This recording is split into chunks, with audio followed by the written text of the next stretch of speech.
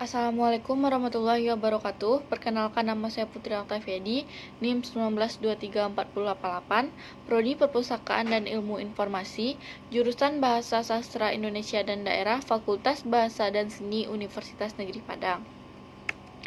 Baiklah, kali ini saya akan membahas materi kewirausahaan. Yang pertama yaitu ide dan gagasan usaha. Ide merupakan segala konsep pemikiran dan pengetahuan sebuah mental, pandangan, keyakinan, atau rancangan dari kegiatan-kegiatan usaha. Yang kedua, berpikir kreatif. Ini merupakan keinginan untuk menemukan dan mencari penyelesaian dari suatu masalah untuk mencapai tujuan yang sama. Yang ketiga, inovasi. Ini merupakan aktualisasi dari berpikir kreatif. Selanjutnya, pengelompokan ide berwirausaha itu ada 3. Yang pertama, new market, yaitu tempat pemasaran baru. Yang kedua, new teknologi, menciptakan produk yang belum pernah ada. Yang ketiga, new benefit, yaitu memodifikasi atau menyempurnakan produk yang telah ada. Selanjutnya, sumber ide. Menurut Suarsono, terdapat 3 sumber ide. Yang pertama, informasi, ilmu pengetahuan, dan adanya tuntutan. Selanjutnya yaitu teknik dalam mendapatkan ide. Yang pertama, hobi, pengalaman, maupun pengalaman dimaksud yaitu pengalaman kerja, organisasi, maupun yang lain. Selanjutnya, keahlian. Selanjutnya, inovasi baru, relasi dan koneksi, dan menyesuaikan dengan kebutuhan masyarakat. Selanjutnya yaitu analisis dalam pemilihan usaha. Yang pertama, mengidentifikasi peluang dan persaingan, mengenal pasar lebih jauh, modal untuk mengembangkan usaha, kemampuan produksi, merancang bisnis plan, dan sumber dana. Cara menggali peluang usaha. Yang pertama, memanfaatkan internet dan media elektronik maupun media sosial. Yang kedua, membaca buku referensi bisnis agar menambah wawasan kita mengenai kewirausahaan maupun bisnis. Selanjutnya, mengikuti seminar usaha, aktif bergabung di komunitas bisnis, datang ke pameran kewirausahaan, berbicara atau berbincang-bincang dengan para pelaku usaha, mengamati lingkungan sekitar. Selanjutnya, bisnis modal kanvas. Bisnis ini selalu berhubungan dengan pendapatan, biaya, dan laba sebagai hasil implementasi strategi bisnis. Kombinasi berbagai elemen yang unik menggambarkan tujuan, strategi, proses, teknologi, struktur, penciptaan nilai bagi pelanggan agar organisasi mampu bersaing secara sukses pada suatu pasar bisnis tertentu. Suatu prototipe dari suatu kesatuan proses dan perilaku bisnis organisasi yang merupakan suatu strategi bisnis yang memiliki peluang sukses yang dapat dipertanggungjawabkan apabila diimplementasikan.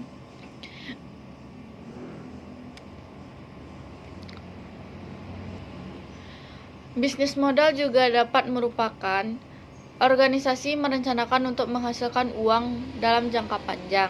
Juga menggambarkan bagaimana bisnis diimplementasikan dan cara organisasi menghasilkan uang.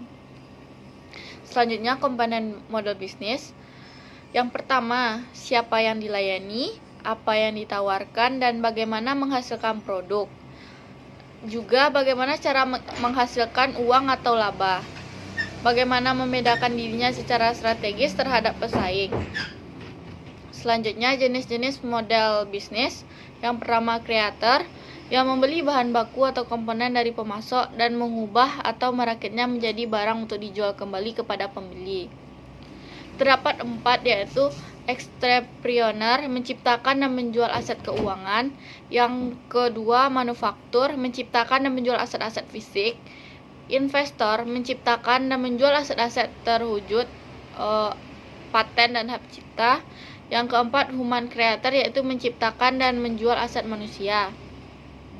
Yang kedua, distributor, yang membeli produk dan menjual produk yang sama tersebut kepada pihak lain. Juga terdapat 4, yaitu financial trader, membeli dan menjual aset keuangan tanpa mengubah atau merancang ulang. contohnya bank.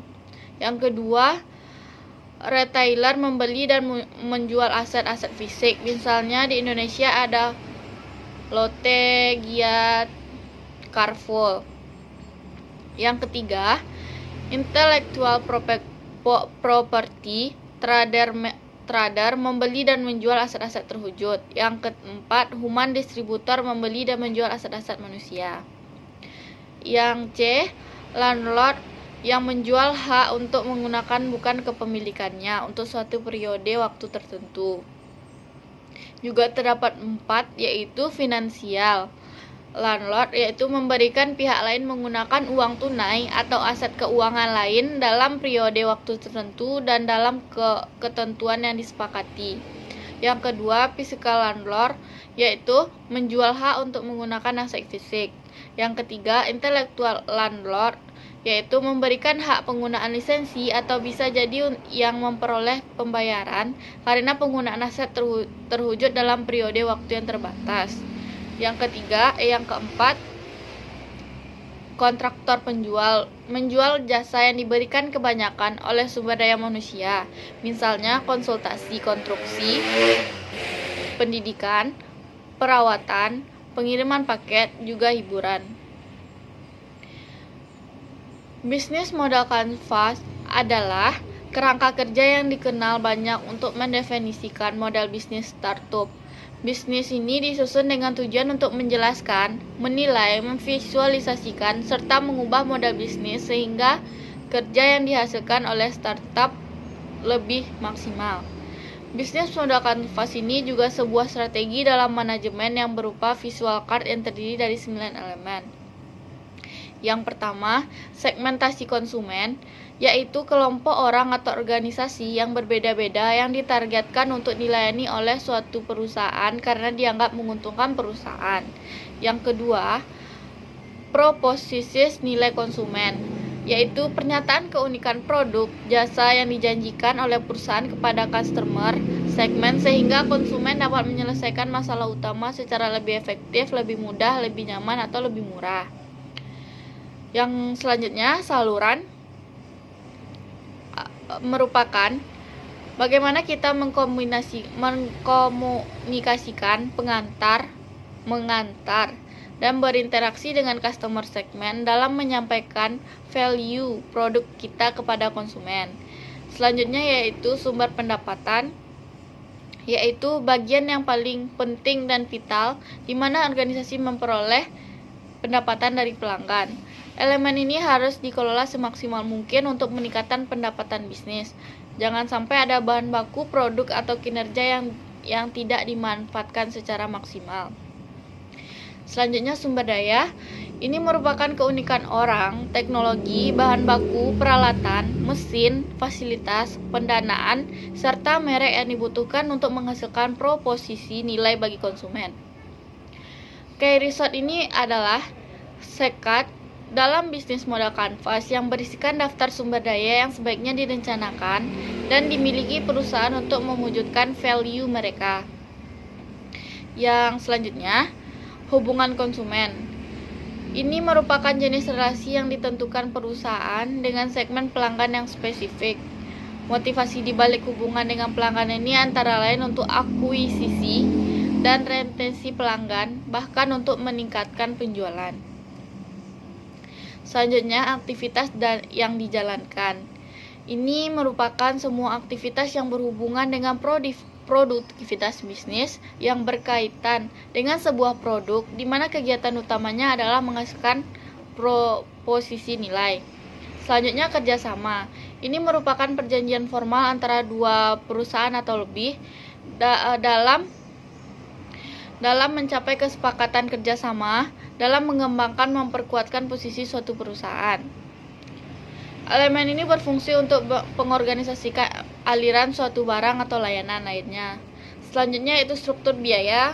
Ini merupakan biaya yang muncul untuk mengoperasikan bisnis. Elemen terakhir yang tak kalah pentingnya dengan kedelapan elemen lainnya adalah struktur pembiayaan bisnis.